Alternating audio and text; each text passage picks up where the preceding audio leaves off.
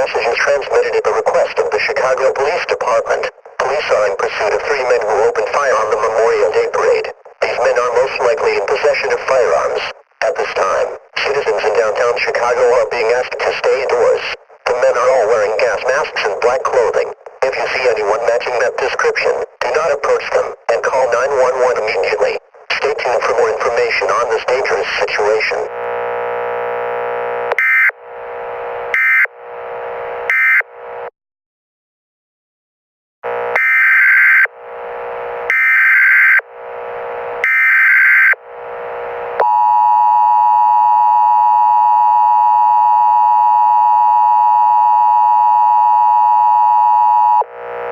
The following message is transmitted at the request of the Chicago Police Department.